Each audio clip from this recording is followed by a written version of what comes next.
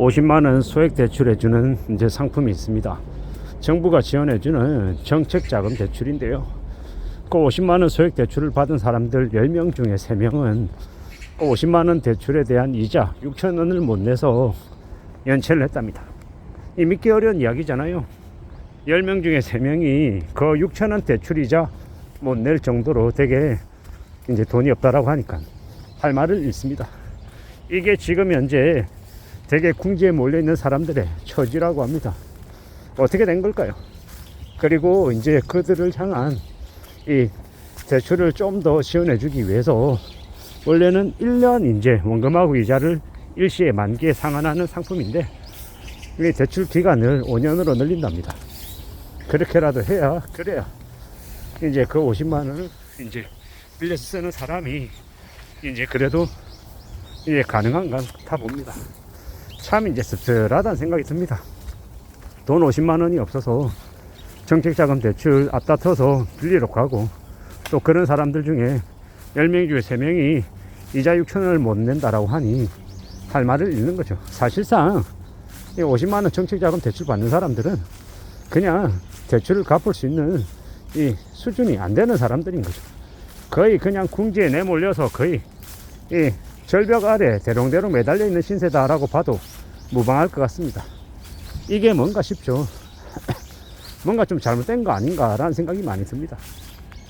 어쩌다가 이 신용관리를 그렇게나 못하고 또 대출을 빌리고 또 빌리고 얼마나 빌려댔길래 그 지경까지 이러는 건가라는 생각이 드는 거죠.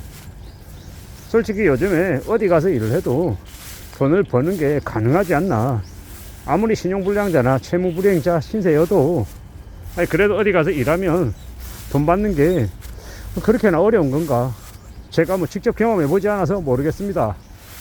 다만 이제 그 지경까지 이제 내몰렸다라고 하는 그 사람들의 처지가 매우 안타까운 거죠.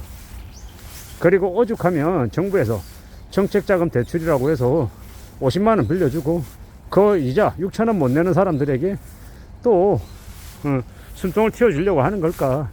그만큼 지금 현재 저 아래 밑바닥에 놓여 있는 사람들의 처지가 매우 어렵다라는 걸 얘기해 주는 것 같습니다. 이 험한 시대를 우리는 어떻게 살아가야 되는 걸까 라는 고민은 안 할 수 없는 건데요. 저 같은 경우에 그래서 더욱더 살아가는 걸 두려워하고 염려하고 조심 또 조심하며 살아야겠다는 생각을 스스로에게 자꾸 이제 심어주려 합니다. 누군가는 저에게 왜 자꾸 부정적인 얘기, 뭐 되게 불안한 얘기 이런 것들만 조장하고 왜 자꾸 얘기하냐라고 하지만 저의 이 의도는 한결같습니다. 제가 제 자신에게 정신 차리라고 좀 잔소리하고 조언하고 염려하면서 살라고 계속 이야기하는 겁니다. 함부로 투기하거나 욕심부려서 인생을 말아먹지 말고 지금이나 나중이나 노년이나 언제든 착실하게 안전하게 살아가며 삶을 잘 지켜내라고 제 자신에게 잔소리하는 중인 겁니다. 그런 의미다라고 봐주시면 좋겠습니다. 제가 잘 먹고 잘 살아서 현명해서 이런 얘기를 하는 게 아니라 저도 언제든 지하로 아래로 추락할 수 있는 한심한 인간이기 때문에 아둔하기 때문에 더욱 내 자신을 못 믿어서 이런 얘기를 하는 거다라고 봐주시면 되겠습니다. 직장생활 25년 했고 언제 어느 때 회사로부터 밀려날지 모를 그런 처지에 있는 그냥 직장인입니다.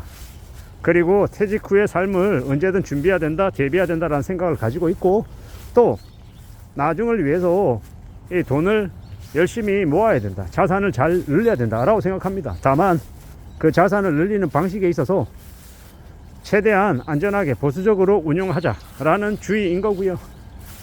그리고 함부로 욕심부리거나 신변 잡기, 주색 잡기, 술, 담배, 유흥 이런 것들, 게임도 마찬가지고 안 좋아합니다. 그런 거 하는 순간 제 인생이 그냥 순식간에 흐트러지고 망가질 수 있다고 생각하기 때문이죠. 그렇게 보수적이고 되게 좀 재미없게 사는 편입니다. 근데 저 같은 사람이 그렇게 살기 때문에 지금의 이 삶을 유지할 수 있다라고 믿고 있습니다. 살아가는 저의 삶이 언제 어떻게 안 좋아질지 모릅니다.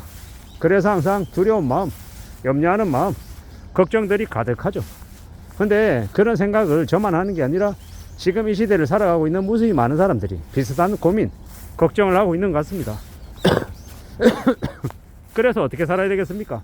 좀 더 조심하고 좀 더 돈을 무서워하며 살아야죠.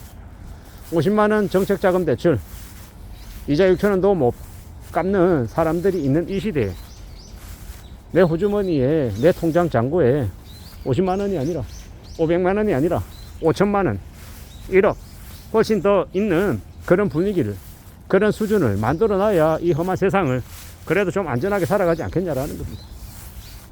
제가 2024년 올해 7월, 8월, 9월 제가 다닌 회사에서 인력들을 되게 많이 내보냈어요.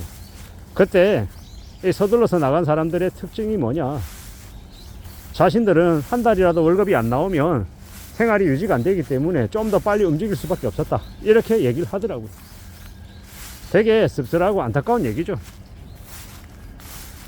자기 자리가 불안하니 위태로우니 월급이 안 나올 것 같으니 하루빨리 서둘러서 다른 곳으로 옮겨가는 거죠. 그렇게 서둘러서 옮긴 곳이 좋은 곳일 가능성이 크겠습니까? 낮겠습니까? 낮죠. 되게 쉽지 않죠. 우리가 뭔가를 결정하는 걸 조급하게 하면 이 좋은 일보다 안 좋은 일이 생길 가능성이 크다라는 걸 너무나 잘 알고 있습니다.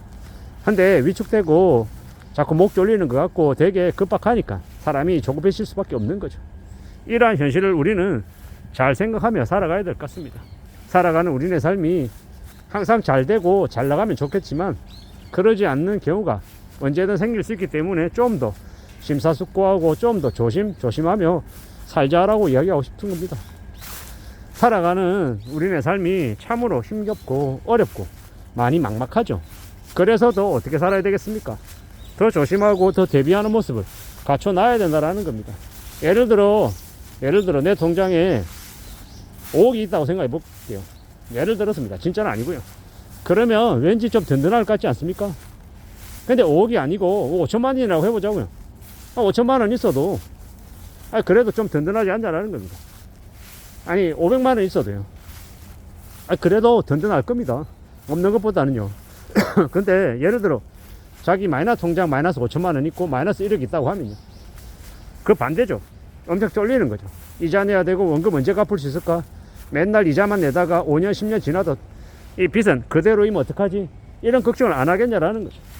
우리가 어떤 삶을 선택할지는 누구에게 달려 있습니까? 우리 자신에게 달려 있습니다.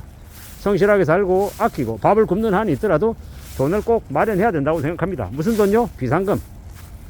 그래서 위급할 때 쓸 수 있는 비상금이 있어야 그래야 삶을 지킬 수 있고 자신감도 가지고 눈치도 덜 보며 살아갈 수 있을 것 같습니다. 이 사는 게 힘들면요, 돈이 없으면요, 눈치 보고 위축되고 되게 쪼그라들 수밖에 없다라는 겁니다. 우리가 우리의 삶을 잘 지키기 위해서 최대한 아끼고 절약해서 저축하자, 돈을 모아가자 라는 이야기를 하고 싶습니다. 50만원 정책자금 대출 받고도 이자 6천원을 못 내서 연체하는 사람이 있다라는 뉴스를 보며 든 생각들을 말씀드려 봤습니다. 이상입니다.